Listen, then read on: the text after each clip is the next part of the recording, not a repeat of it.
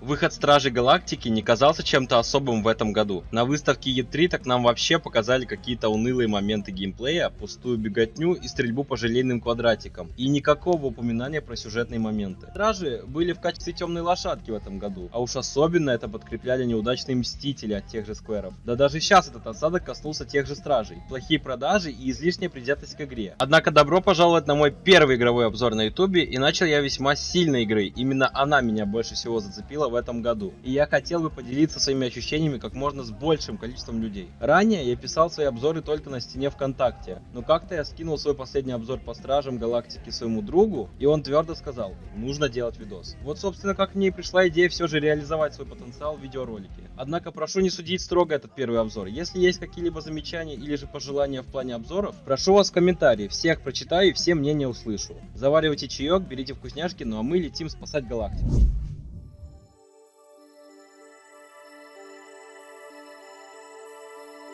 В первую очередь скажу, что эта игра, как и сам отзыв, заняла мне достаточно времени для размышления. Изначально для себя игрой года я считал Ratchet & Clank Rift Apart, но поиграв в новоиспеченных Стражей Галактики, я начал сомневаться в своем твердом решении. Стражи произвели на меня крайне положительное впечатление как в плане сюжета, так и в части игрового процесса в целом, но не обошлось без незначительных и мелких косяков.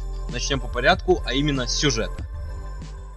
Убедительная просьба пропустить часть видео о рассказе сюжета, чтобы сохранить максимально полные эмоции к игре, в случае если вам еще предстоит или есть желание пройти ее.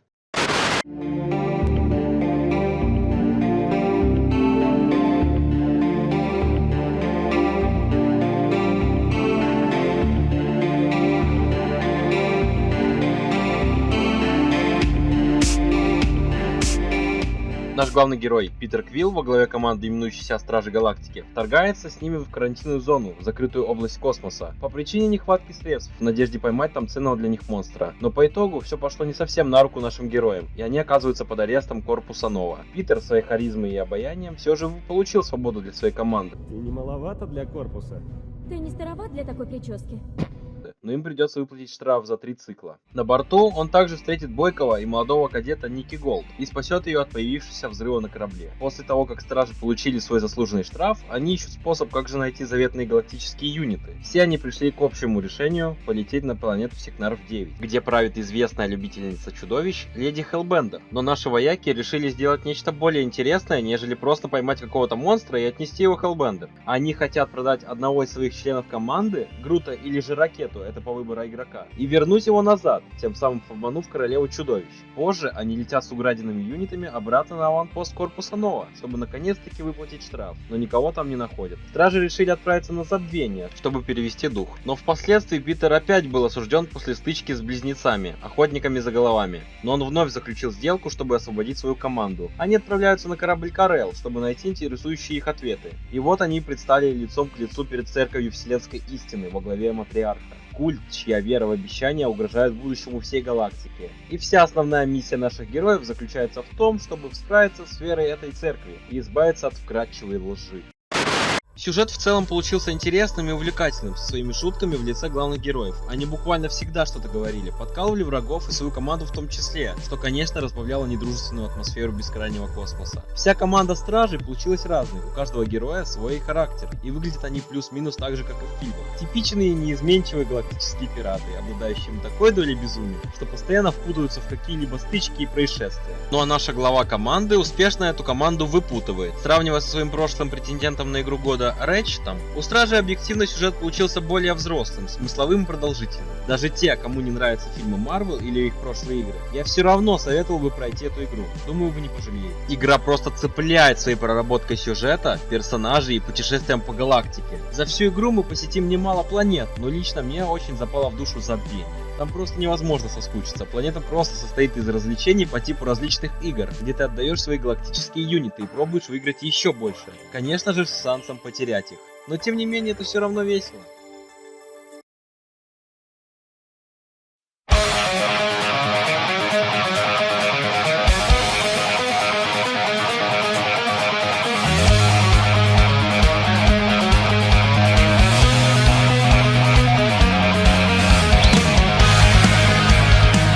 достойная сторона игры — музыка. Композиции из нее добавляешь в свой плейлист и просто наслаждаешься известными и не очень композициями из этого мира. Особенно мне понравилась песня Star-Lord Band Zero to Hero.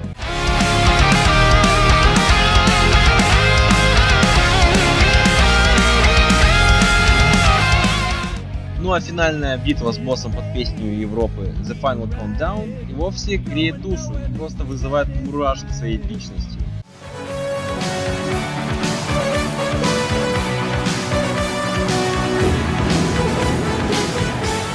Определенно эта игра — эталон по части музыки, и как ее нужно использовать в играх. Ничего не скажешь, шедевр. Кроме того, музыке здесь уделено большое внимание. Даже в начале в комнате Питера мы видим плакаты, альбомы и оборудование для создания музыки. Игра прямо пропитана музыкой 80-х. Еще удивительно то, что альбом Star-Lord Band был написан именно в 2021 году. Тем самым музыканты воссоздали те самые моменты старой школы, которые мы так любим. Лично я считаю это лучшей музыкой в играх этого года.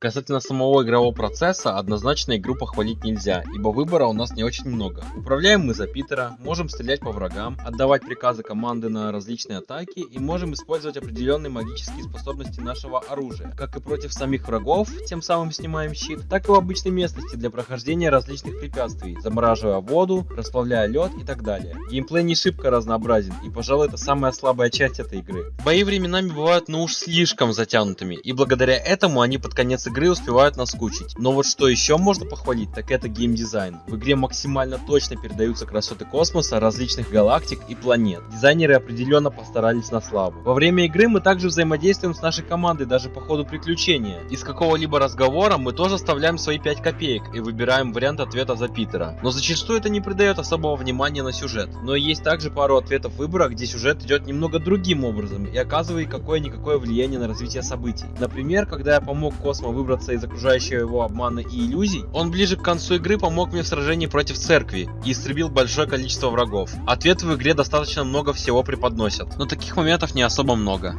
Как общий итог об игре скажу следующее. Square Enix на фоне своих провальных Мстителей сделали великолепную игру, обладающую всеми теми качествами, чтобы полноправно считаться настоящей игрой этого года. Отличный и проработанный сюжет, который получил награду в этом году, и это заслуженно. Персонажи, к которым ты привязываешься, ты и вправду чувствуешь себя членом этой команды. Безумных и отважных стражей. Ты находишься с ними рядом, в лице самого Питера Квилла. И также отмечу просто великолепные бои непосредственно с боссами. Вот уж они никак не надоедают, и их можно проходить по несколько раз подряд. В конечной схватке на теле были просто мурашки. Эта игра воистину великолепна. Моя оценка игре 9,8 из 10. Пожалуй, стоит отнять определенное количество очков за то, что боевка может со временем чуток надоесть. И за то, что во время игры случился на одном задании баг, что врагов просто не было на карте и решалось это с перезапуском контрольной точки. Ну и также еще было пару вылетов игры за все прохождение. Но в целом это незначительные недостатки. Играл я на PlayStation 5 и в целом получил отличную производительность. Укажу лишь то, что во время особо крупных перестрелок со множеством взрывов и толпищами врагов были совсем небольшие просадочки в FPS. Но таких моментов было очень мало. Игра оставила после себя приятный осадок и хотелось бы новую игру в таком роде от Square Enix. Они большие молодцы и явно вложили душу в этот проект. Я всем сердцем полюбил эту игру и советую всем ее пройти.